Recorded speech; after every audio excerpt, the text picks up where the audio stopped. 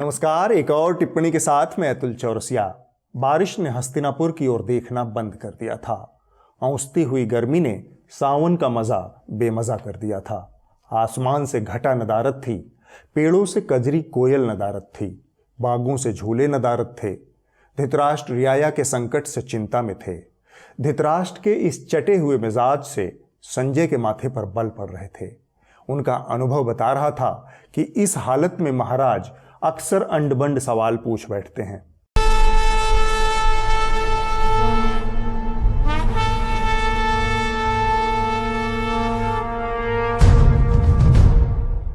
काफी देर से धृतराष्ट्र दाढ़ी खुजा रहे थे और पुरखों की एक कहावत को चरितार्थ कर रहे थे, जो मजा नहीं खीर खाने में, वो मजा है खाज को खुजाने में। कालांतर में पत्रकारिता के विद्वानों ने इस कहावत को और परिष्कृत करते हुए कहा, खबर खबर खुजाओ और बैकुंठ का मजा पाओ। तो खुजाने से धृतराष्ट्र के चेहरे पर पैदा हो रहे तृप्ति के भाव को संजय एकटक निहार रहे थे। अचानक से धृतराष्ट्र ने दरबार की शांति को भंग करते हुए सबको हैरत में डाल दिया। अमूमन संजय और दरबारियों से सवाल पूछने वाले धृतराष्ट्र ने आज खुद ही दरबार को एक जानकारी दी।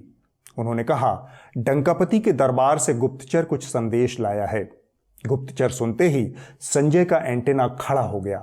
उन्होंने पूछा, क्या संदेश लाया है महाराज? हिंदुस्तान की सियासत में जासूसी के मुद्दे का ज्वालामुखी फट पड़ा है। धृतराष्ट्र ने अपनी बात जारी रखते हुए कहा, गजब के नेता हैं डंकापति। आर्यावर्त में एक ओर से सबके पीछे गुप्तचर लगा रखे हैं। इससे उन्हें राजकाज में काफी सुविधा हो गया है। महीने दर महीने वो अपने मन की बात करते हैं और गुप्तचरों के जरिए वो हर पल दूसरों के मन की बात भी जानते रहते हैं। संजय को अपने सैटेलाइट से ये सूचनाएं पहले ही मिल चुकी थी, लेकिन वो धृतराष्ट्र के बिगड़े मिजाज के चलते उन्हें बताना नहीं चाहते थे। खुद धृतराष्ट्र ने वो जानकारी देकर संजय की मुश्किल आसान कर दी। संजय अभी उधेड़बुन में ही थे कि धृतराष्ट्र ने आदेश दिया, छोड़ो डंकापति को, तुम आज कोई नई कहानी सुनाओ। संजय की मुहमांगी मुराद पूरी हो गई। वो खुद डंकापति के कारनामे सुना सुना कर चट चुके थे। संजय ने कहा, महाराज, आज आपको मैं ज़ारमेशिया के राजा जरमुंद की कहानी सुनाता हूँ। धृतराष्ट्र ने पहली बार यह नाम सुना था, इसलिए तुरंत ध्यानाकर्षण प्रस्ताव पारित कर दिया। संजय ने कहानी शुरू की। हिंद महासागर के किनारे एक देश है ज़ारमेशिया। वहाँ की जनता बहुत सुखी थी। पुराने राजा प्रजावत्सल थे। काफी जनतांत्रिक माहौल बना रखा था। प्रजा अपनी शिकायतें राजा से कर सकती थी, लेकिन ज़ारमुंद के राजा बनने के बाद हालात बदल गए। ज़ारमुंद प्रकांड पंडित चाणक्य को अपना गुरु मानता था। चाणक्य की एक नीति को ज़ारमुंद शब्दशः पालन करता था। हालांकि उस नीति के मूल भाव में उसकी कोई आस्था नहीं थी। कहने का मतलब, कर्मकांड पूरा और आध्यात्म शून्य। बिल्कुल महाजनो येन गतः सह पंथः की तर्ज पर जिस रास्ते महाजन साहूकार गया, उसी को मुक्ति का मार्ग समझ बैठा था। चाणक्य की नीति थी कि वह राजा कभी सफल नहीं हो सकता जिसकी अपने प्रजा पर निगाह न हो। तो ज़ारमुंद ने इस नीति पर गहराई से अमल करते हुए अपनी एक एक प्रजा की निगरानी शुरू कर दी। वह खुद को चौकीदार कहता था, लेकिन सूट वह लाखों के पहनता था। आप आश्वस्त रहिए, आपका ये चौकीदार पूरी तरह से चौकन्ना है। धृतराष्ट्र को ज़ारमुंद की कहानी में मजा आ रहा था, सो उन्होंने संजय को कहानी आगे बढ़ाने का इशारा किया। संजय ने आगे की कथा बांची। ज़ारमुंद ने लोगों के बीच अपने जासूस बिठा दिए थे। कोई सपेरा बना फिरता, कोई साधु के भेष में, कोई किन्नर बनकर तमाशा दिखाता और लोगों की बात राजा तक पहुंचाता। और तो और, राजा ने महिला जासूसों की भी एक टोली बना रखी थी। वो लोगों को रिझाती और खबरें राजा तक पहुंचाती। अंग्रेजी में इसे हनी ट्रैप कहते हैं। शुरू में लोगों को खूब मजा आया। किसी ने कहा, मेरी नाली खराब है। राजा को पता चल जाता, अगले दिन नाली दुरुस्त हो गई। किसी ने कहा, सड़क खराब हो गई है। ज़ारमुंद को पता चल जाता, अगले दिन सड़क बन जाती। लोग राजा को अंतर्यामी मानने लगे। तब ज़ारमुंद ने लोगों से कहा कि इन अच्छे कामों के लिए आपकी निगरानी बहुत ज़रूरी है, इसलिए आप सबकी निगरानी के सहमति पत्र पर दस्तखत करना होगा। जनता खुशी खुशी सहमति पत्र पर दस्तखत करने के लिए तैयार हो गई। उस वक्त कुछ सजग लोग, जो चौकीदार तो नहीं थे लेकिन समाज की पहरेदारी करना जानते थे, उन्होंने लोगों से इस सहमति पत्र पर दस्तखत नहीं करने की सलाह दी। लेकिन जनता के सिर पर ज़ारमुंद का जादू बोल रहा था। उसने सजग पहरेदारों को चहेट लिया। कई लोगों की मॉब लिंचिंग भी कर दी गई।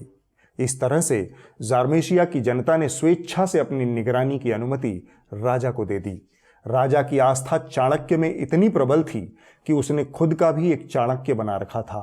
निगरानी के सारे काम यह चाणक्य ही करता था। राजा की आस्था चाणक्य के साथ वाल्मीकि की रामायण में भी थी। उसने पढ़ रखा था कि जब भगवान राम ने चित्रकूट से भरत को खड़ाऊं देकर वापस अयोध्या लौटाया तो राजकाज का एक सूत्र भी पकड़ाया था। पंडितो हार्थ कृच्छेसु कुयारिन्न श्रेष्ठ महत, यानी अपने साथ एक ऐसा नीति निपुण सचिव बैठाना जो राजा की हर बात को गुप्त रखे। इसी में राजाओं की विजय के सूत्र छिपे होते हैं। तो राजा का यह चाणक्य नुमा सचिव निरंतर उसके आसपास ही रहता था।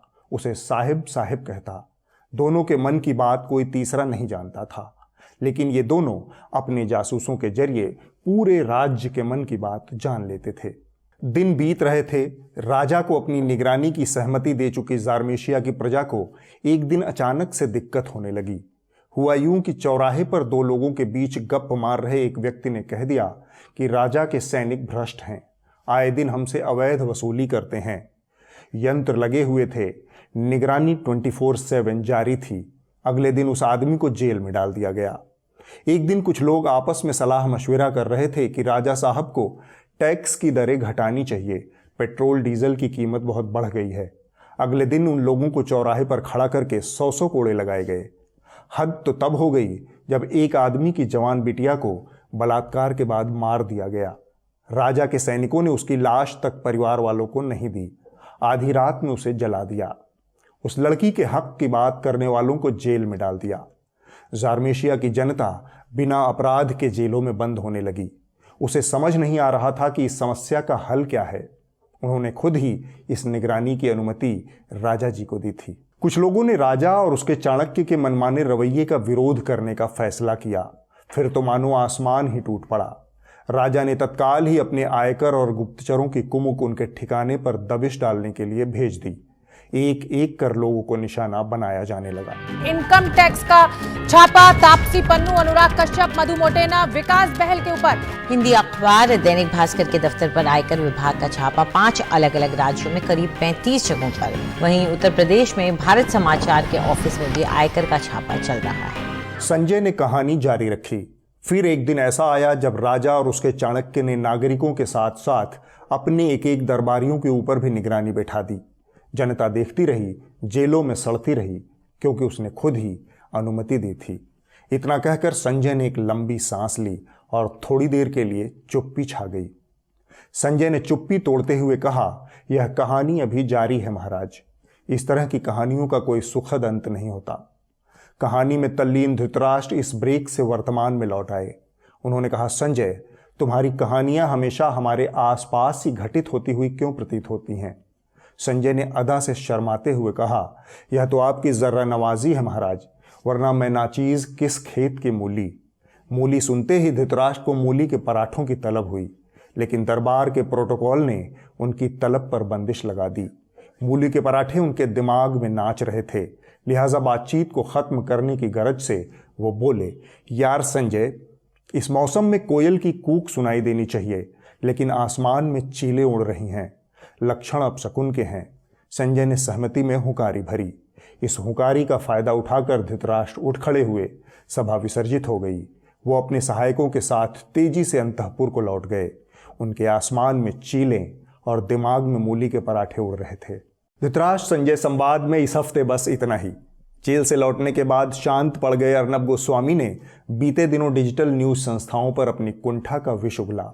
न्यूज लॉन्ड्री जैसे सब्सक्रिप्शन पर आधारित वेबसाइट्स के रेवेन्यू मॉडल पर उन्होंने सवाल खड़ा किया। Why will anyone fund any digital news media outfit which does not have a business model? Anyone making a financial investment would want a return on their investment. Now, most of these digital news media outlets do not have a sustainable model. They survive on philanthropy, grants. They get almost no advertising. There is no sustainable business model. विज्ञापन का पैसा मालिक की तेल मालिश और जनता से धोखाधड़ी करने में लगे अर्नब गोस्वामी ने सब्सक्राइबर्स के सहारे पारदर्शी तरीके से चलने वाले डिजिटल मीडिया पर सवाल खड़ा किया है। दुनिया में आए हैं तो कुछ काम कीजिए और विज्ञापन के पैसे से जलपान कीजिए। महज 4 साल पहले तक सिर्फ एक चैनल की नौकरी करने वाले अर्नब गोस्वामी आज 1000 करोड़ की कंपनी के मालिक हैं। वो कौन सी जादू की छड़ी है जो पत्रकारिता में 4 साल में 1000 करोड़ कमवाती है? संभव हो तो यह सवाल आप लोग अर्नब गोस्वामी से पूछ लीजिए, क्योंकि आप ही लोग हैं जो उन्हें टीआरपी देकर हीरो बनाते हैं। अर्नब गोस्वामी के रेवेन्यू मॉडल पर आपको ज़रूर सोचना चाहिए, वरना पत्रकारिता सिर्फ सरकारों की तेल मालिश का जरिया बनकर रह जाएगी। न्यूज़ लॉन्ड्री इस सरकारी चारण व्यवस्था को ख़त्म करने का एक प्रयास है।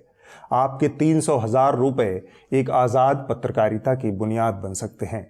आखिरी लाइन आपको पता ही है, गर्व से कहिए, मेरे खर्च पर आज़ाद हैं खबरें। अब थोड़ा आम और छतरियों की बात हो जाए। आप सोच रहे होंगे कि आम और छतरियों में क्या संबंध है। अगर आपके लोकतंत्र का चौथा पाया कपटी और घोघा बसंत हो, एंकराएं हुड़क चुल्लू हों, तो आम और छतरी भी प्राइम टाइम पर राष्ट्रीय बहस का विषय बन सकता है।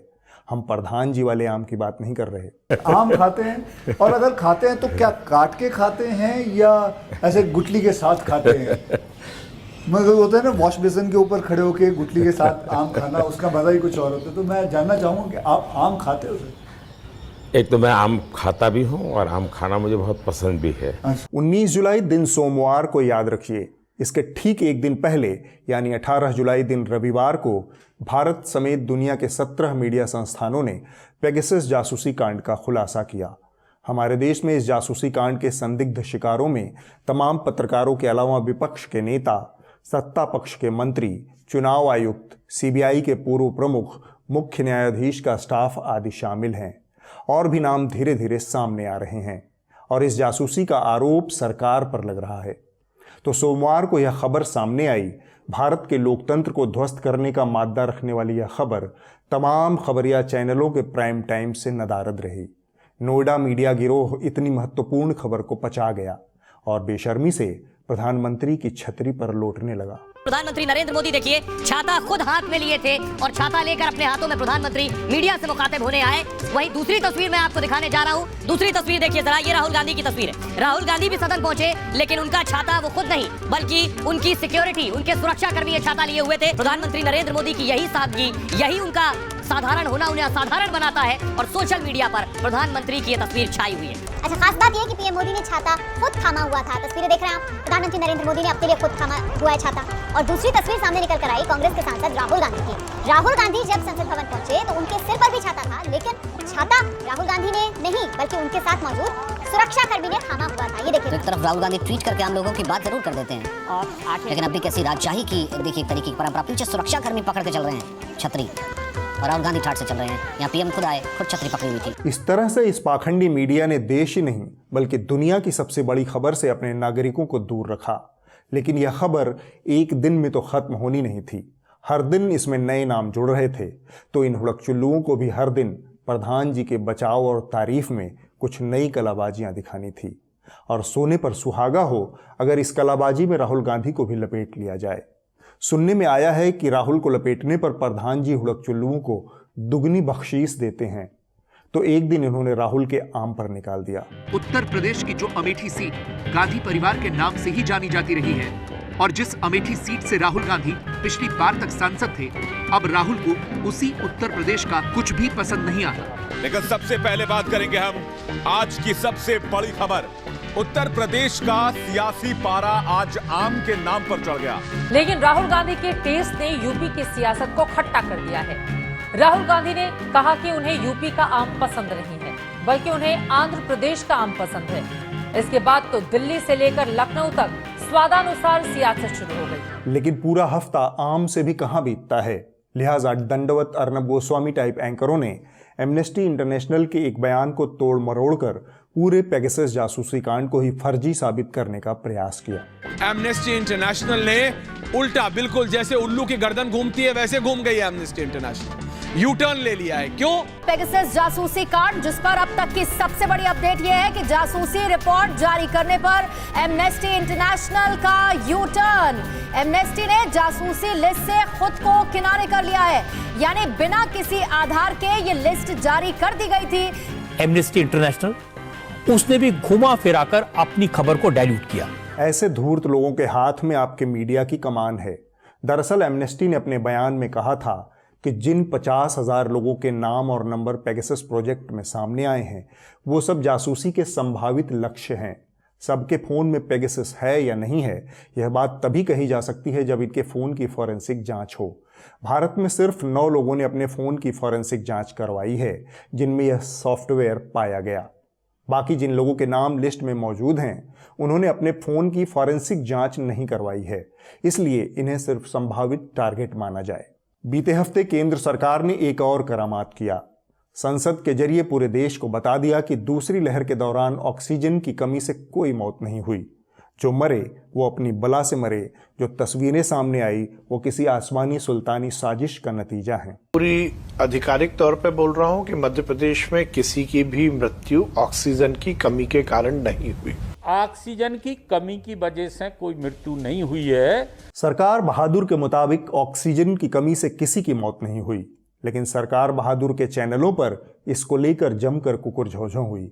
हम उसमें से एक धूर्तता भरी झोंझों आपके लिए निकाल कर लाए हैं। देश में 2/3 राज्यों में भाजपा की सरकार है। उत्तर प्रदेश सरकार के आंकड़े कहां हैं? वहां तो किसी ने कमेटी बंद नहीं करी। बिहार के बड़ा, क्योंकि सबसे बड़ा मामला जयपुर गोल्डन हॉस्पिटल का था। दिल्ली में सबसे ज्यादा त्राई मामला यूपी में केजरीवाल साहब भी कह रहे थे। मैं तो आपसे सीधा सवाल पूछ रहा हूं, आप विश्वास सारंग की पार्टी को, संबित पात्रा की पार्टी को, बीजेपी को एक्सपोज कर दीजिए, बता दीजिए क्या आंकड़ा है दिल्ली सरकार के पास, क्या आंकड़ा है ऑक्सीजन से की कमी से कितनी मौतें हो गई। मैं तो सरल सवाल पूछ रहा हूं, मैं तो कह रहा हूं इनको एक्सपोज करिए। आप इनकी प्रोपेगेंडा में क्यों फंस रहे हैं? तो बीएनडी को मिर्ची क्यों लगी, हम आपको बताते हैं। हमारे रिपोर्टर बसंत कुमार और आयुष तिवारी की यह रिपोर्ट देखिए। न्यूज लॉन्ड्री के पास मौजूद एक आरटीआई रिपोर्ट के मुताबिक योगी आदित्यनाथ की सरकार ने अप्रैल 2020 से मार्च 2021 के बीच खबरिया चैनलों को कुल 160 करोड़ रुपए का विज्ञापन दिया। इसमें सबसे बड़ा लाभार्थी बीएनडी का चैनल नेटवर्क 18 ग्रुप है। इसे लगभग 29 करोड़ रुपए का विज्ञापन मिला। अब आप अंदाजा लगा सकते हैं कि पूरी दुनिया की झोंझों इन्हें मंजूर है, लेकिन यूपी का जिक्र आते ही बीएनडी बिलबिला पड़ता है। अब वक्त है इस हफ्ते की रिपोर्ट का। जो कही जा रही थी बातें कि अंदर में भी सोशल डिस्टेंसिंग का ख्याल रखा जाएगा। ट्रेनें तो खुल दी हैं, लेकिन कैसे स्टेशन पर thousands of the migrants workers in different groups walking. इस हफ्ते की रिपोर्ट एनडीटीवी इंडिया से है, जिसे अंजाम दिया है शरद शर्मा ने। अगर आप लोगों के जहन से निकल गया हो तो इस रिपोर्ट के जरिए आप एक बार फिर से याद कर लीजिए। देश की राजधानी में बीते 7 महीने से किसानों का विरोध प्रदर्शन चल रहा है। इन किसानों ने दिल्ली की सर्दी देखी, सर्दी में होने वाली भयानक बारिश झेली, दिल्ली की गर्मी झेली और इन सब के ऊपर इन किसानों ने सरकार की निर्ममता भी देखी। लेकिन ये आंदोलन अभी भी चल रहा है। इस संसद में हम काले कानून वापस करेंगे, क्योंकि वापस करा के ही मतलब, क्योंकि एक बात है, ये जमीन का मसला भी है। सब मसला बोलते हैं, हम ऐसा बोलते हैं जो किरती लोग है रोटी खाता है, सबकी रोटी खो ही जाएगी, ये काला कानून वापस नहीं होएगा। अरे भूखा मरने के नालों तो संघर्ष करके मर जाएंगे तो कोई बात नहीं, भूखा भी तो मर ही जाएंगे ना। ये कंपनियां जो अडानी वानी है और बड़ी कंपनी है, हमारी पैदावार और रोटी पर कब्जा करने, जो मजदूर ने भी खानी है, छोटे दुकानदार ने भी खानी है, जो किरत करने वाला है उसके ऊपर हमला है। हम जीतेंगे तो लड़ेंगे। अगले हफ्ते होगी एक और टिप्पणी। हमारे पॉडकास्ट, ग्राउंड रिपोर्ट, वीडियोस और एनएल सेना प्रोजेक्ट के बारे में जानने के लिए hindi.newslaundry.com पर जाएं। नमस्कार।